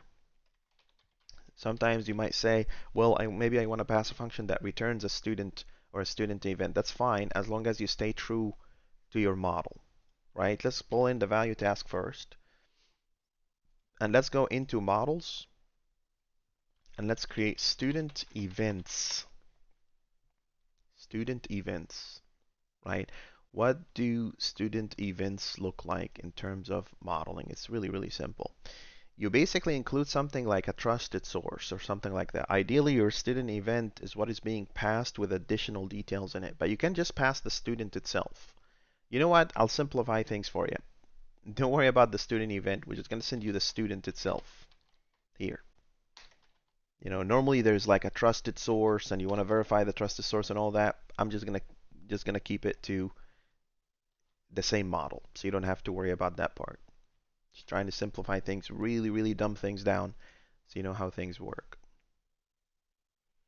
Let's go here and create another service called student event service. I'm gonna write a test for that one. And here's your partial. I don't think we're gonna use anything else on this. I'm not gonna bother you with validations and all that. In fact, actually, there is no real validations going on. You're just passing in the idea of an event handler to your event, so there isn't really much going on there. But let's just take a look and see what that looks like. Okay, so you remember that interface that we put in here? Let's implement that interface. So I'm gonna go here and say I student event service, control period, interface, implement that guy. What is my dependency? Private read-only IQ broker. Here's my Q broker. And let's include that in some nice interface because we're going to get that from the startup CS registration. Like this. Okay, so that's that guy. And now we have that nice stuff that we want to do internally into that service, right? In order for that to happen, we need to write a tiny test to actually verify that we're actually calling the Q broker and passing to that Q broker the stuff that we want to pass first. There's two things happening in here. When you're working with the Q broker, just so you understand, when you have the Q broker in here, if I go and say Q broker dot listen to student Q like this, it expects me to pass in a delegate that takes in a message and it takes in a cancellation token of some kind. Whatever that token is, it doesn't matter, right? So this is like a private, like an anonymous function, like a delegate that basically says this message, if I hover over this message here, it'll tell you that's the native model that's coming from the service bus. And that's where your foundation services, they're basically mappers. Remember in the standard we said your foundation service is going to pick up a external or native model and map it into a localized model. So the job here is to basically pick up that message and map it into a student so this event handler can work with it. Now bear with me because this whole video is literally about this part. An hour and a half later, right? This is literally about this particular piece, right? So how do we test that? How do we go and say, well, I need to serialize that message? Because if you look into the definition of this message, let's see if we can get the implementation here. If you look into this guy, if I pick up this message that's coming from the queue, you're gonna find it having a body, and that body is a byte array. That means it needs to be, encoded, deserialized into a particular model, and we need to work with that model. And then we need to pass that model to the event handler that's expecting a student as an input parameter. Yikes. Is that a lot of stuff to add in one place? I'll explain. So, okay. So let's just let's just go here and say, okay, so far I'm just gonna throw new not implemented exception. No problem there, right? And then what I'm gonna do is that I'm gonna go into the services. I'm gonna create a service. Let me shut down the camera here so you can see the tree, the structure. And then I'm gonna go here and create a student events. Right, under student events, I'm gonna go and create a service, student event service tests. Exact same thing that we did with the other one. We have mocks, we have things that we want to call, and we have things that we want to work with. That's totally fine. The testing here is the most important part because I want you to be aware of how we're going to construct that as a test, right? So private read-only mock IQ broker. So this is the guy that I'm mocking. This is my Q broker. This is where things get a little interesting. Q broker. And then I also want a private read-only I student event service. So this is the service that's going to handle that event that's coming from the outside world. There you go. Here's a constructor. Mock new. Oops, not this one. This dot Q broker. Oh, I need to call it Q broker mock. That's my bad. Equal a new Q broker mock, and then this is the service new student event service that takes in Q broker. Oops, come on, Q broker,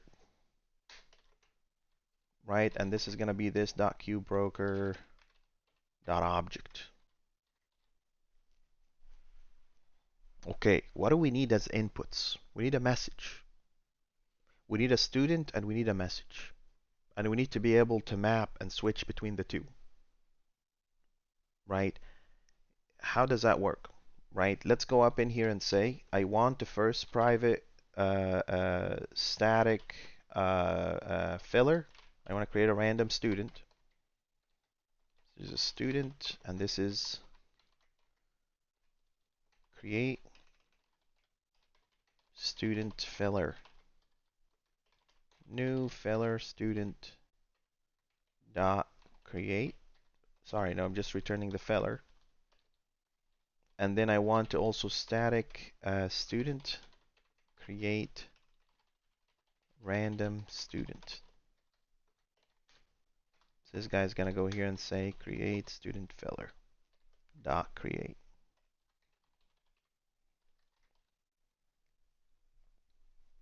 Okay, so we have the student. Now we need to convert that student into a message. So we pretend the message is coming from the outside world, right?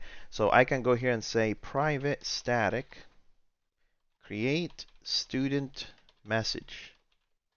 And I can pass in that student as an input parameter.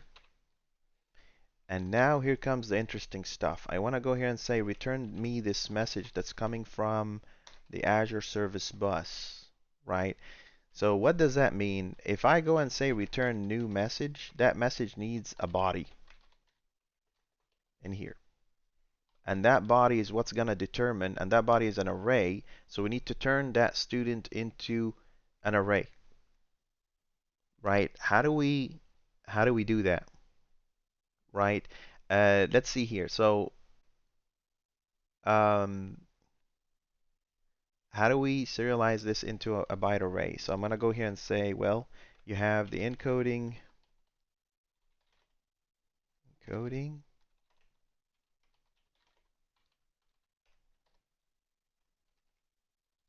dot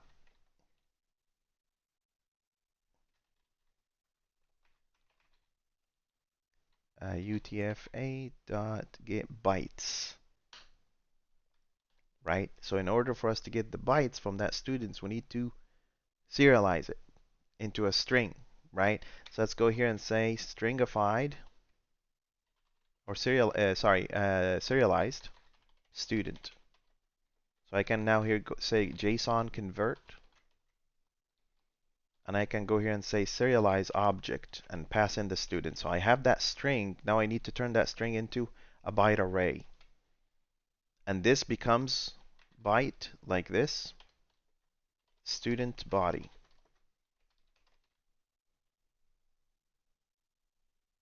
Now I can go and pass this in here, student body like that. Because that's the part that I really care about in a message. So whatever random student that was passed to me, I'm serializing it, I'm creating a message out of it. Okay, now let's go and write a test for this. The test is going to be also interesting because what you're passing to your student event service is a function, it's a func. You're not actually passing a parameter where you can go and verify, oh, I called that parameter and that happened. That's not what you're doing here. You're doing something else. You're going and saying, well, that's not exactly what I'm doing. I'm actually listening to an event, right? And based on listening to that event, I'm going to determine what I'm going to do, with it. All right. So let's create a new file in here.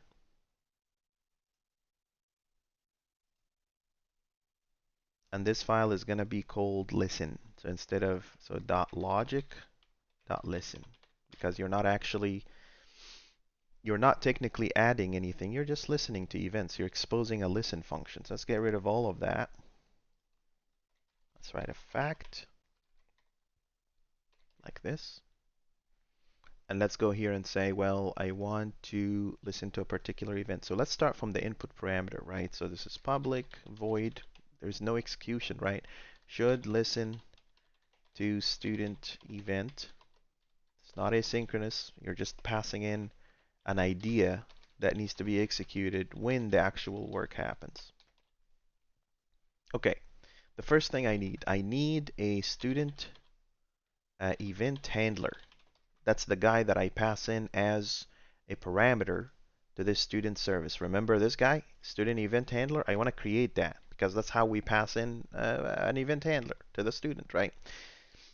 How are you going to do that? We want to go here and say, well, new mock like this, and I'm going to go and say, give me a func that takes in a student as input parameter and returns a value task.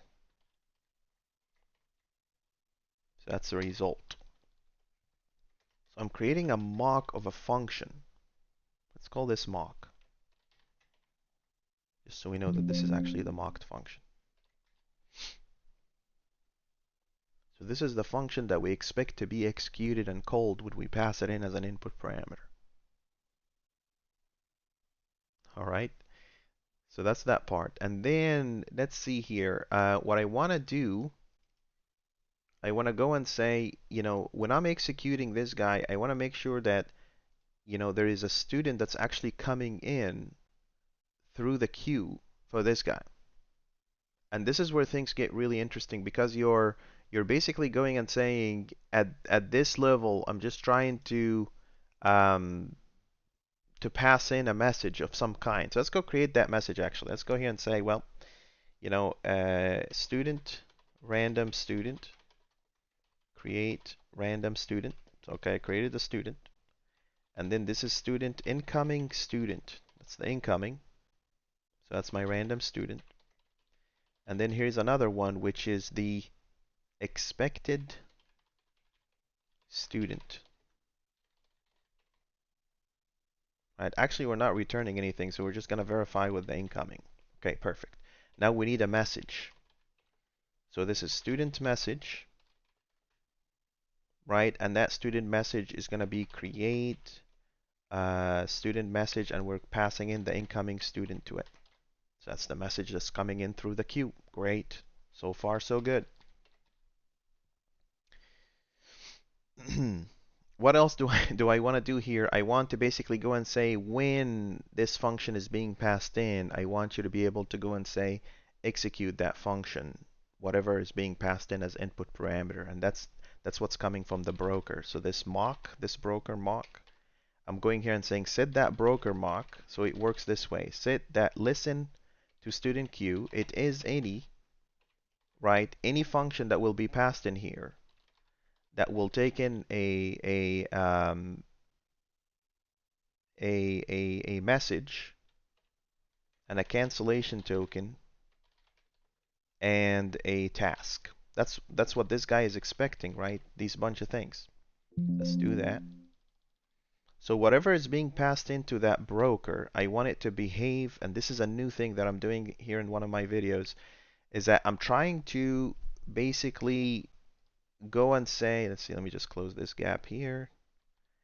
So when this happens, instead of me saying return something, this guy's not going to return anything. I want it to execute that event handler, whatever that event that is being passed in. And this is where things get a little interesting. So I'm going to go here and say, well, this guy is going to do a callback. And this callback is going to be of the type a student and a value task. And this callback is going to be executing whatever input parameter that went into that guy. So this is, I can go here and say event function like this, right? And I can go here and say event function dot invoke, right? And then I expect that I'm gonna try to execute that event that was being passed in, you know, that sorry, this I'm gonna invoke with the student that was being passed in. So I expect that incoming student to be what's being passed in. We might need to do it is the same as, we'll see. What is that? What did we do here? This is very interesting, right? You're basically going and saying when this broker is listening to anything, call that function back with whatever event that was being passed in here, and then invoke that event handler with whatever we're being passing to it.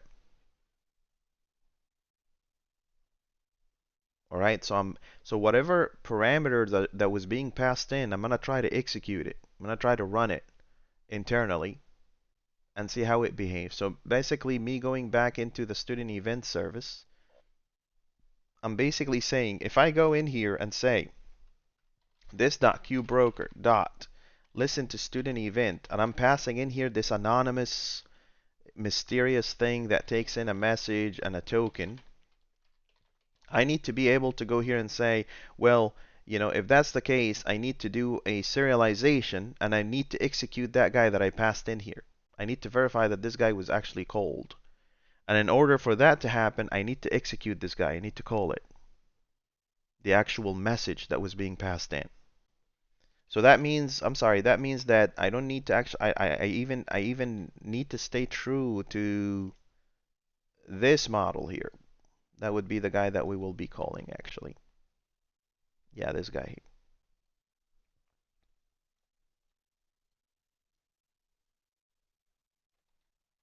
So that's me re-executing whatever function that was being passed in. And this guy takes in actually the message, the student message that we created. This guy here, like this. Okay, does this guy require invoke async? Let's see what else it's requiring from us. Let's see. It wants two things, I think. I think it wants a cancellation token. I'll say it is any cancellation because I'm not using this cancellation token yet, so I won't care about that part.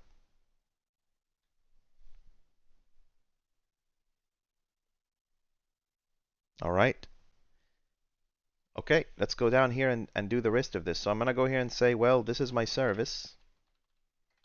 student event service dot listen to event, and I'm passing in the event that I created in here. Now, since I used an object, you need to kind of give it the student event handler kind of alias. I think that's okay. So what do I expect when this happens? I expect that this guy will be executed with this expected student incoming, which will get deserialized out of that message. This is very advanced, you guys. Just pay attention.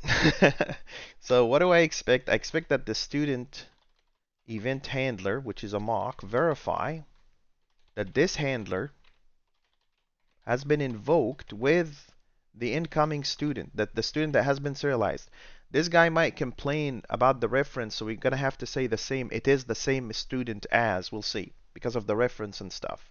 And this guy should be called times once. This is what this is verifying. It's basically saying, you know, invoke that event function. This is me pretending that the queue is actually calling or executing the event, and then seeing how I'm going to behave to it. Nope, excuse me. Okay, and that's the only thing that I really care about, that this guy has been called with the right details. That's it. The other things I don't care about. I just want to go here and say verify that the queue broker mock verify broker dot listen to student event. It is any func that takes a message and a cancellation token and a task as parameters. We need to verify that this guy has been called once. Of course, right? Because I want to know that this actually happened. Otherwise, I could just call that event handler with whatever student I want, and we're done here. Although this would be tricky to do, since you're not really, where are you going to get the message from? But here we are. And then the last thing you want to do here is just call in your mocks and make sure that you verify no other calls. This is the trickiest part, and that's the point of this video, really. This is the real deal. This is the part that I want you to see. Okay, I'll come back to explain this in a bit again, because it needs a little bit of thinking around it. It took me a while. It took me over a year or so to just find the proper way to test drive events that are not yet to be executed until a particular event happened. If we see the error here, it's basically giving us the method or operation is not implemented. So far, so good. But I expect us to make a little bit more modification to our test in a second. So this is fail. Perfect. Now, what do we need to do? We need to go implement that guy, right? So let's go to the event here and go and say, well, you know, return. Actually, you're not returning anything. You're just going and saying a this.queueBroker dot listen to student event async, and here is my message. Here's my token, which I don't care about. And then what I want to do, I want to serialize that message. I want to turn it into a student, right? So I can create a private class in here, private static student map to student. I'm okay with that. Take in a message. That's your message. Since, you know, multi-lines with one purpose requires its own method. Okay, you'll see a lot of people kind of telling you, oh, create only a method if the same logic is going to be used across multiple places. No, if multiple lines also are going towards the same cause, like we have here, just wrap them up in a function. You know, you don't have to put all the details out there. Okay, now I need to get the serialized version of my student model, right? I think that's what we're really going for here, right? We need to be able to go and say what is my what is the student. So remember how when we started there we had to kind of serialize. Now I'm gonna go here and say, okay, I need a string serialized student, right? And I'm gonna go here and say what was it UTF. What did we say, you guys? We said encoding, right? So I'm gonna go back here and do the opposite. So you see how tests go in one direction? So the business logic goes in the other direction. So encoding, let's see if I need a coding, yep, dot UTF, and then dot get string from a byte array. Where's that byte array coming from? From the message body, right? And now I can deserialize this by returning JSON convert dot deserialize into a student model like this, and then I'm going to go here and basically pass this serialized student. Does that work? Let's see.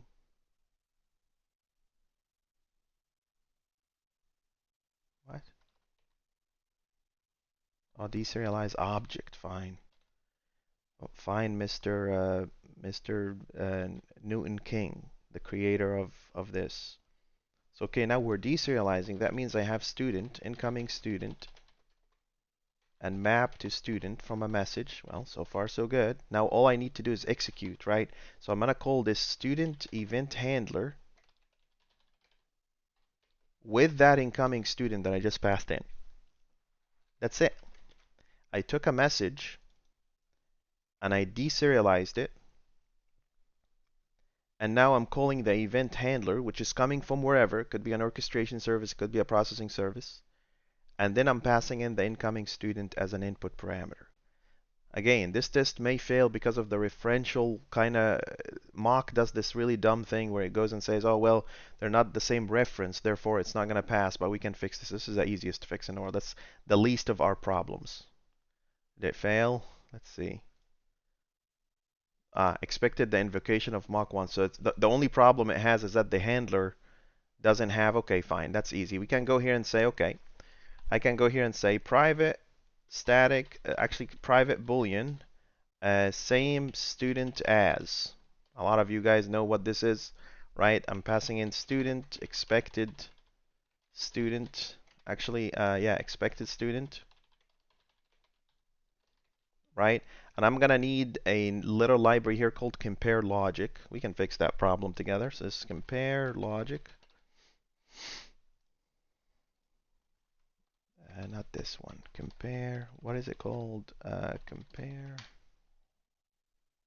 Yeah, compare in objects. What this guy does is says it's gonna say, I don't care. I wish Fluent Assertions could give me something like that outside the box, so I don't have to have so many NuGet packages. But that's okay. This guy's doing exactly the same thing. It's basically going and saying, you know, I'm gonna compare these two things for you. So private read only. I compare logic like this, and I can initialize this guy and use it everywhere. So this guy here becomes this dot compare logic equal new compare logic, I think. And then I can go here and say, well, you know, here is your, this is you're gonna pass in, so this is gonna be func that takes in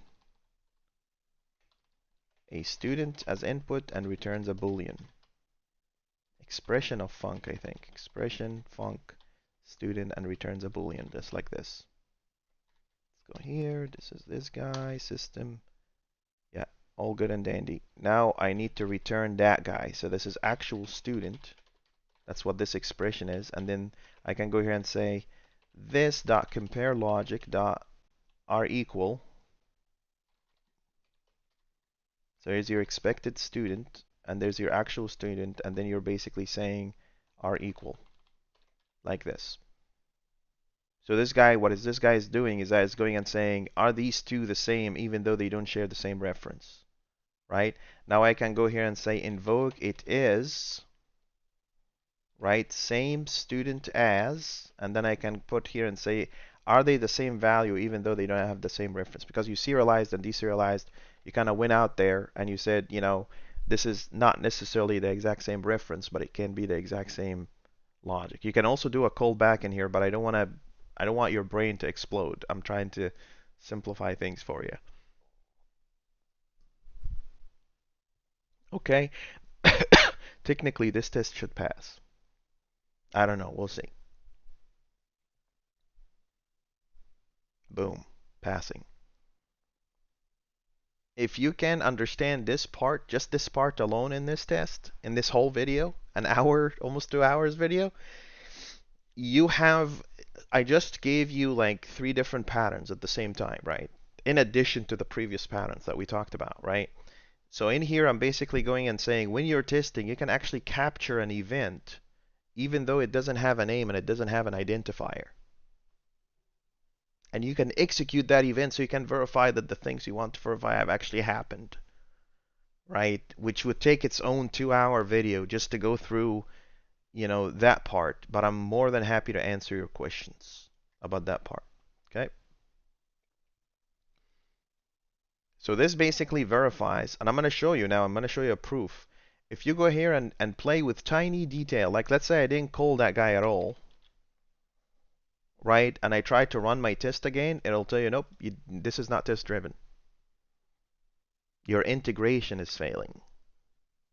Check it out, boom, fail. Why is it failing? It's basically saying, we expected you to call this guy, but you never did. Let's try to play trickery on this system and go and say, well, new student then. Like this. And we can go here and run this and it's still gonna fail because it's gonna say still expected an invocation, but it never happened. Okay, so this is gold. This part here, I'm telling you right now, I'm not trying to toot my own horn here, but I'm telling you this is gold. This is really important for you to understand. Right? There will be another portion, another test where we need to handle the exceptions that are coming from the queue, right? Just like how we handle SQL exceptions, input exceptions. There's so many different exceptions that happen from that queue, but that's also still outside of the cul-de-sac kind of pattern that I'm trying to draw for you here. That picture that I'm trying to show you here. Okay, let's mark this test as complete, as pass. And if we do that, that basically means, my friends, we are done with this part. Here comes the actual cul-de-sac pattern. So we need to build an orchestration service that takes a message from the queue and passes this message down to the storage broker. So every time I put a message on the queue, the message shows up in my storage, in my database. How the heck do I do that? Let's do that. That's the last round in our video. Let's do that. All right. So on the services, I forgot to put foundations and stuff. That really breaks my heart. Fine. Let's do this real quick. Let's do our due diligence, right? So this is foundations. And then I'm going to move both of these files in there. And then we're going to change a boatload of...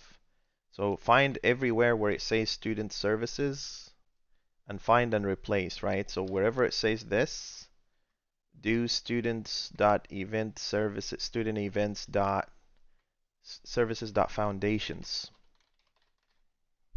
and go and replace the world. I hope we don't break anything. Oh, what happened? Current project. What? Just happy like that? Okay. That foundations. And then a lot of things will get angry at us, right? So services dot foundations. Luckily, we didn't really put a lot of effort into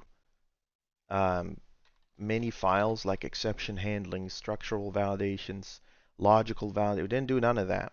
So we should be just fine. Foundations. There you go. And then your tests are going to freak out, right? So this guy is going to be like this. And this guy is going to be the same, I think. No? Good. And then this guy is also gonna... Oh, what happened here? I mixed them. Okay. So let me just pull this out, and then we're gonna change the names of the files in here. So one of them will go. So the files here are different. Let me hide the camera here so you understand. So the files here are... I put the logic.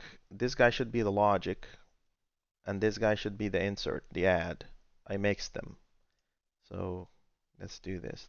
Dot logics dot add, and then let's remove add and logic from here. And then there is no such thing as logics, I don't think. So I'm just gonna put it as logic like that. Okay, now we're happy. Okay, now we're fine.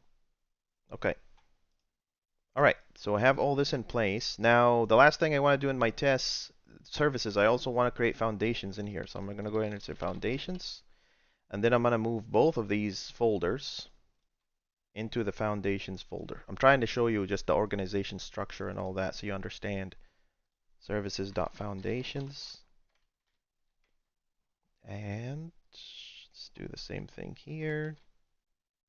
And let's do, I guess, well, I don't know why the find and replace didn't work out, but that's okay. I'm just showing you. Just takes a second. Okay, let's make sure the world is still. I think something else is going to break. The registration. That's right. The registration is going to blow up because of the startup CS. Yeah, that's right. Okay, fine. So your brain should be faster than your compiler because you know what's going on, what's going to go wrong. So just fix it.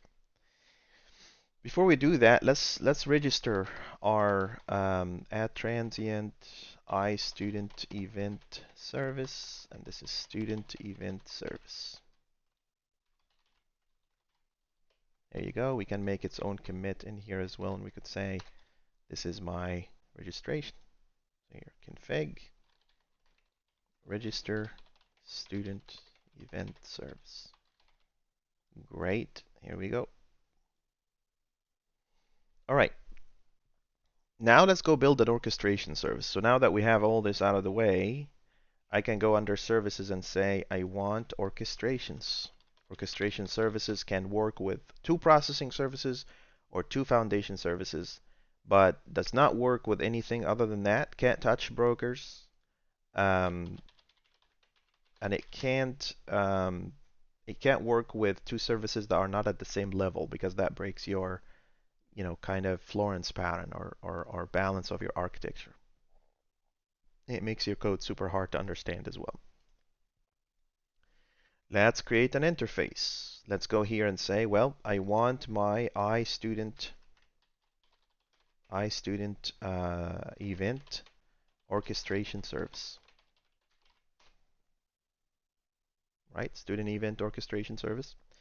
And what am I doing with this guy? I want to be able to go and say, well, this is my student event orchestration. I want to listen to a bunch of events. I want to be able to listen to a bunch of events. I want to make sure that these events are actually happening. So I'm just going to create a simple method, really a simple method in here that's called the listen to events service. So let's go here and say this is, let's see, void listen to student events. Okay, I want to listen to student events. Okay, that's great. Let's go and implement that guy. Here's a class. Student event orchestration service. And let's go here and say iStudent event orchestration service. There you go. And what are our dependencies? Because it's an orchestration service, I can go here and say, well, I need an iStudent. This is how the event happens. iStudent event service. That's the one that you and I just built. So this here is student event service.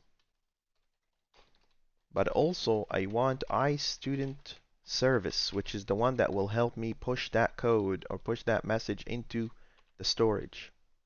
Let's say ideally you would have a logging broker, but that's outside of the purpose of this video. This is just me showing you happy path, no errors, the world is a beautiful place and nothing ever happens that's wrong.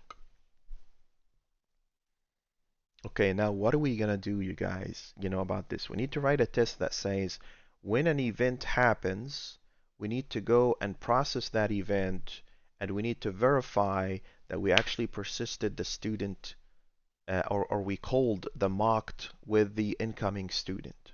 And that's very easy. I'm going to show you how to do this. Let's go here. If you understood the part that I've done on the foundation layer, this part will be a walk in the park. So it's orchestrations, and then let's go here and type in student events. And then under student events, I want to go and say, well, I want a student event orchestration service test.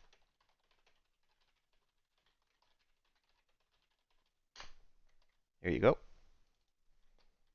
And then we want to mock our dependencies. So read only mock I student event service. That's one. Perfect. This is student event service mock. And then here's the second one, mock I student service, which is the other foundation service that we're gonna use to persist our data. So student service.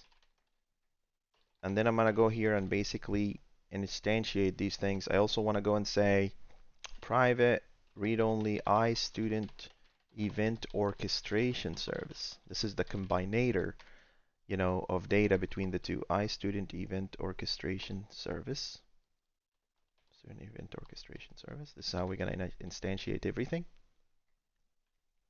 I hope you guys are still with me. Don't fall asleep. So this is student event mock. Let's see. Student event mock is, come on, let's go. This guy. And then student service mock. Oh, I didn't call it a mock. Why, Hassan? Why did we do that? Let's change that real quick.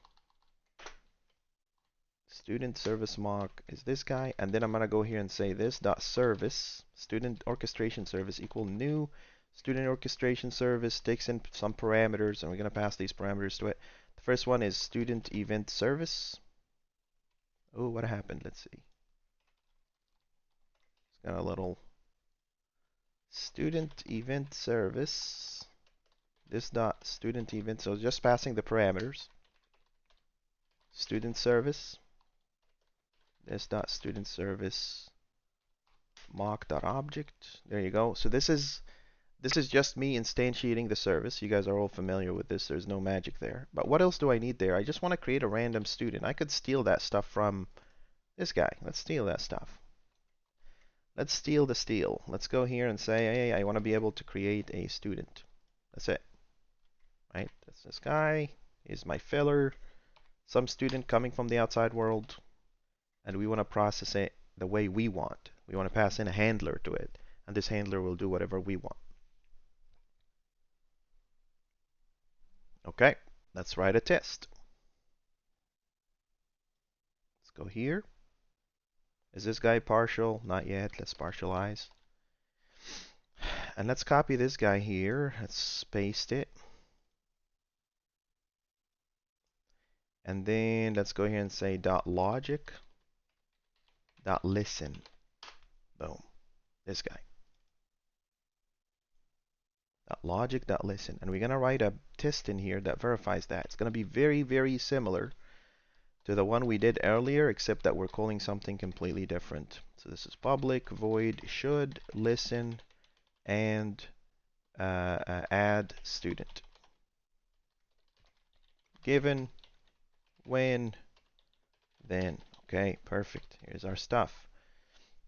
Now, what's my expectations?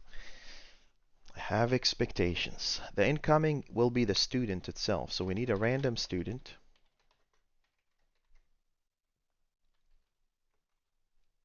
Random student. Call new create random student. And then this here will be incoming student. That's the student that's coming from the queue. And then what I want here is the, well, that's it. That's pretty much it. Just the incoming student. I don't have anything else. And I want to go and say, well, when that student happens, go ahead and trigger that event that's going to actually pass in a student model. So here's my mock dot setup. And then I'm going to go here and say this is the service. Service dot listen to student event. Right? And now I want to make sure that when I call that listen to student event, that it's actually going to go and actually persist that student. So whatever event that is going through that guy, I want to call that event back and verify that the stuff that I want has happened. So I'm just in here, I'm just going to say it is any. For now, it's any func that takes in, it's any func that takes in a student and returns a value task.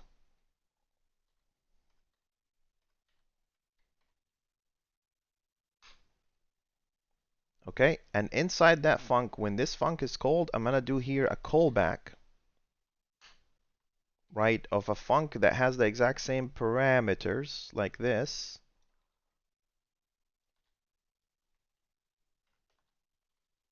Like this, Control KD, and and that func that's coming back is gonna have the same attributes or a similar pattern to the one that we did in here. Remember how we did in here? We went and said, okay, there will be an event function coming out of this.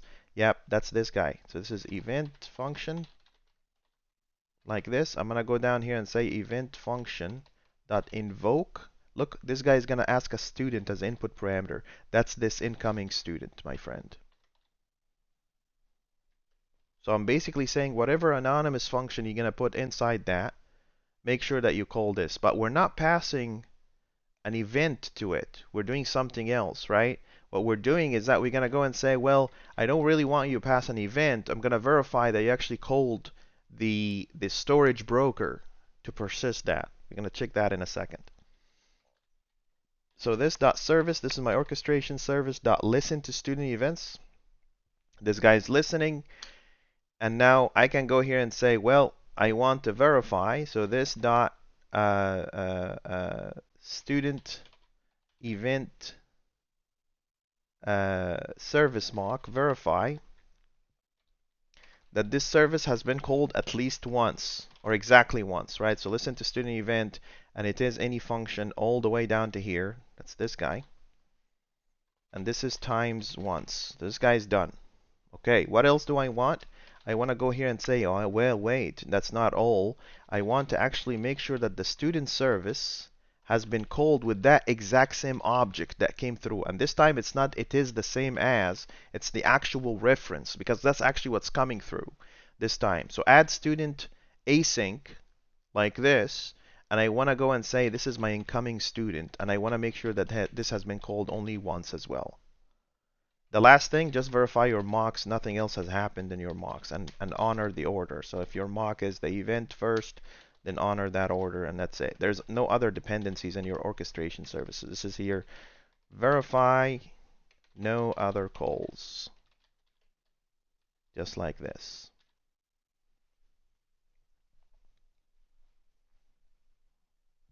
Okay, so out of the incoming student, the invocation of whatever anonymous function that we will be passing, which we don't care for its exact signature, we need these exact things to happen inside that function.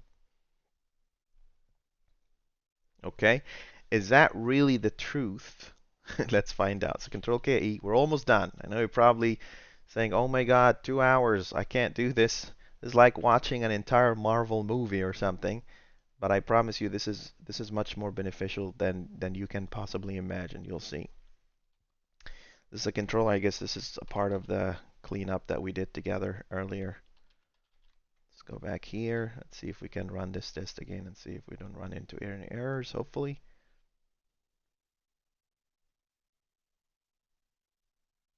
Come on. Fail gracefully. There it is. And this guy's saying method or routine is not implemented. That's great. So this is a fail. And let's go and actually implement this, you guys. How are we going to do this? Exactly the same way we did the other ones. Just going to go here and say this dot student event service dot listen to event, and this event takes in a student. That's it. It doesn't take anything else. That's all it does. And out of that, it's just going to go and say await this dot student service. Look how beautiful this is. Add student and then pass the student. That's it. That's the entire orchestration piece that you're doing. Will that pass the test? I don't know. Let's find out. We're doing it together, right? Here we go. Run. And pass. Yay. See? And you can't just lie to it. You can't just go and say, oh, let's try to make it fail. I can't just go here and say, well, here's a new student or something in your system, and I'm going to run the test and it's going to pass. Always try to play around with your test. Don't just say, oh, it's green or my coverage is 100%. That's nonsense. Test coverage is nonsense. Test coverage is used to say how an existing legacy code is lacking tests, but it's not something you look at as you're developing proper services. So it has its uses, but it's not a measure in any way, shape, or form. Okay, so we wrote that, so that means that test has passed. Now what? The last thing we need to do, and that's really the last thing we need to do, is to go and say, I'm going to put a message on the queue. But before we do that, there's a tiny registration piece that we need to do first. I'll tell you what this is. So we need to register that stuff, right? We need to go and say, my startup CS, it needs to know that, and this is for the folks that are, working with, re-architecting how an ASP.NET Core application or API is working. We need to configure the event listeners, right? But a part of configuring the event listener, we need to initialize our services first, all our services. So this is another transient, services.add transient. Here you go. iStudent event orchestration service. That's this guy. Come on. And this is student event orchestration service right here. Okay, so that's that one part. What's the other part? I want to actually, as my application is starting, I want to start listening to the events that are happening into my system. Right? How do I do that? I'm going to go up in here and say, well, it's easy. app.applicationservices.getService, which will be iStudent event orchestration service like this. And I'm just going to say, listen to student events. That's it. You can put this in its own function. Like normally in a big enterprise application, you have a bunch of these. So you put them all in their own functions. So now, as your application is starting, it's already hooking up to the queue and it's saying, I'm going to register to that queue. Okay. So let's go here and say config register student event service. We're almost done. We're almost done. Okay, how do I know my stuff is working? I'm gonna go put a breakpoint in here, right here. So when a message comes in, let's first start our application. When a message comes into my system, I will know for a fact that I actually received the message. So how I'm gonna do this? Let's go to the queue here, and let's go to the send, and I'm gonna say select application JSON. I'm gonna add the details of the student, right? So it has a name, and let's call this name here Kailuhu, and let's create a random GUID. Give me a random GUID. Somebody give me a random GUID. So here's a random GUID like this. I'm gonna put the message on the queue. So this is a message I'm sending in. Our hypothesis is that if we set that message on the queue, it's gonna hit that breakpoint. And then if we click continue, it's going to show up in the database. And if that happens, I'm done. You're done with me today. Okay? Let's see. Send. Is that really what's happening? Boom. Here's a message. And here's the student coming in. And here's an ID and Kailuhu. And if I continue, what happens? If I continue, I can go here in the database and I can look at the student's data. And I can see Kailuhu right there. So this, my dear friends, is the cul-de-sac. You have a message coming from the queue, going all the way up to this guy, and then going all the way down and getting persisted in the database. This is just the high level. This is how you're building enterprise level systems. But that's just the happy path. There's still exception handling. We need to handle all the exceptions, as you saw in previous videos. If you didn't see that, please go back. The other thing that I really want you to take a look at is go to the standard, the engineering standard, and go to the Cul-De-Sac, which is under services, orchestrations, all the way down here, and just type in Cul-De-Sac. There it is, this chapter here. It talks exactly about these exact things with a tiny bit of details here and there, like in terms of testing and all that. I need to update this chapter, but ideally, like in here, I'm basically going and saying, oh, this is a student that's coming in, but normally we say a student event because that event has also other metadata, like, verified, like trusted source, and all these little details that come in between. What else do I owe you here? I owe you stuff, right? I'm trying to teach you something. I'm gonna push this code for you. So this code is already there. It's called Cul-De-Sac API. Let me find my GitHub repositories. There's plenty of these. Let's go into, excuse me there, repositories. So Cul-De-Sac, is it public? Yeah, it's public. It's out there. Cul-De-Sac demo API. I think you should be able to see that. And I'm even gonna update the README here. Uh, I'll update it with the video and the chapter from the standard. So I'm very sorry for the long video. I wanted to show you the whole thing from nothing into something. Building queues into your architecture will help you build resilient software. And if you build resilient software, that basically means you are able to now architect. This is very advanced stuff. If you're early in career and you're starting this for the first time, learn this very well and go show off at work and build great systems. And hopefully you can use this information to build something great, something that can actually help a lot of people. Um, I'm pretty sure you're going to have a lot of questions about this. You're going to have a lot of concerns. The broker side needs a little bit more explanation. The testing side needs a little bit more explanation. I'll try to, make a part two of this video where I get to show you, the entire scope. But that's basically how you subscribe an app service or an ASP.NET API to a queue. That's really all that it is. But it has a little bit of standardization, a little bit of testing, a little bit of logic and patterns in there. I hope you found this useful. Please share that information if you found it useful. And as usual, if you have any questions, comments, or concerns, please feel free to drop a comment in the comment section or join our Discord channel, the standard Discord channel. You can find this in the standard Discord channel is on the standard itself. So if you go into, if you go into the standard repository, you're gonna find the nice Discord channel. People there are very active. They joke and tease me and ask me questions all the time, and I really appreciate all of them. They're all brothers and sisters to me. So this is pretty much it, and I hope you found this useful. And as usual, don't forget to like and subscribe. I'll see you in another video. Take care.